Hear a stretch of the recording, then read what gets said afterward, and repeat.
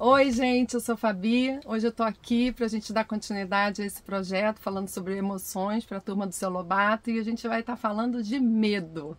Então, a gente vai começar a falar do medo como uma emoção que é uma emoção universal, uma emoção básica universal que é compartilhada, né, por todos nós, que ela vem a partir de uma percepção de ameaça, né, de algum perigo.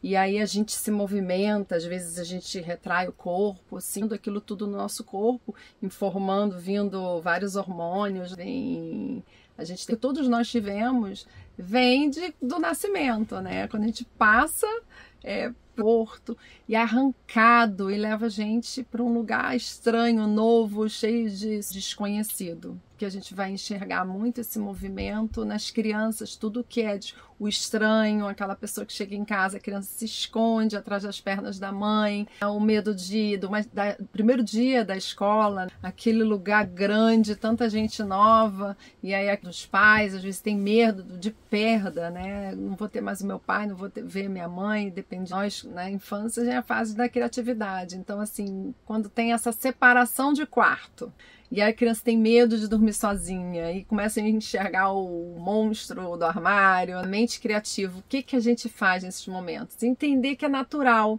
E quando a gente fala não tem nada, isso não é nada, isso é coisa da sua imaginação, a gente não está levando em consideração. Porque o medo para ele não é uma verdade, mas é real. Né? O Paul Ekman, que é um grande psicólogo geral, universal, ele normalmente está na nossa mente, porque é um processo onde a gente processa tudo muito rápido, uma reação emocional diante do corpo e na nossa reação, que aí é importante a gente identificar qual é o nosso padrão de aprendido.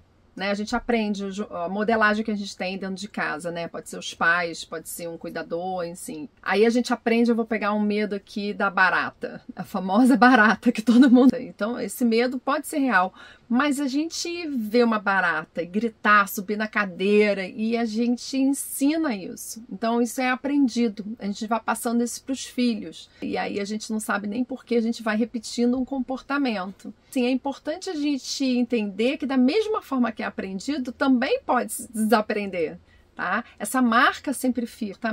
Então a gente pode recriar um novo caminho cerebral, uma nova sinapse. O que é a nova sinapse? Falando aqui de termos assim, todo aprendizado gera conexão. Se a gente vivencia esse aprendizado que a gente teve, repete, é como se a gente fosse criando uma marca, fosse afundando, vai aprofundando, é que nem um machucado, uma cicatriz, você vai cortando em cima, a cicatriz vai ficando maior, né, mais profunda.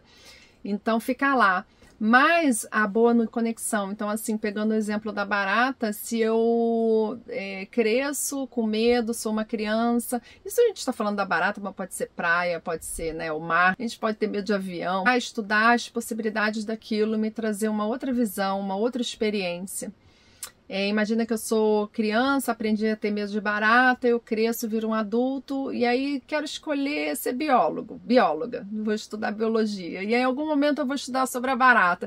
E aí eu vejo, a gente aprende, a gente pode desaprender. E o medo, ele traz essa memória. Então, assim, é importante a gente identificar, acolher, se botar presente ali, entenderem, criar um espaço para que elas possam se perceber, acolhendo essa emoção, nomeando isso, identificando aonde é isso no nosso corpo, o que gatilha, o que é de forma segura. Uma pessoa ali junto, dando esse suporte, né? Mostrando, ajudando, estou aqui com você, mostrando esses caminhos. Tudo isso é possível fazer e a gente entender, mais uma vez reforçando, que o medo também tem o seu lado bom, que é de proteção, de proteger a gente. É muito importante a gente ter um entendimento que, assim, a mão para ele junto, caminhar junto para vocês conseguirem, os dois, ambos, acolherem, porque também tem o medo dos pais.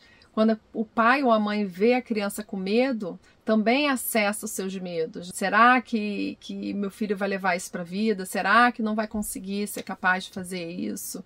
E então a gente também aciona vários botõezinhos da gente dos medos internos. Então, acolher esse medo, estar junto com seus filhos, conversar, explicar, dar a mão, fazer o movimento junto, devagar, sem forçar, é muito importante isso. Se a criança tem medo de algo, não queira forçar achando que vai vencer esse medo se colocar exposta ao medo, porque vai só retraumatizar, vai só reforçar esse lugar. É importante você falar assim, olha, vamos, o que você acha da gente botar o dedinho do pé no quarto escuro? Eu e você, de mão dadas, né? Dando um exemplo. Eu vou junto com você, mas só o pezinho. Vamos lá? Vamos. Aí vai junto, ri. Aconteceu alguma coisa? Não? Volta. Não precisa naquele dia. Agora, que tal a gente botar o pé e vai botando metade do corpo? E aí vai fazendo de uma forma lúdica. Você ajudando a criança a experienciar cada etapa para ela vencer esse medo. Então, isso é muito importante. Até nós psicólogos, né, orientamos muito para não jogar, porque tem medo, vai, pá. Tinha uma época assim, jogava as crianças na água gelada, né? Falava assim, tu não quer nadar, vai lá, não, mas tem que nadar, pá, jogava.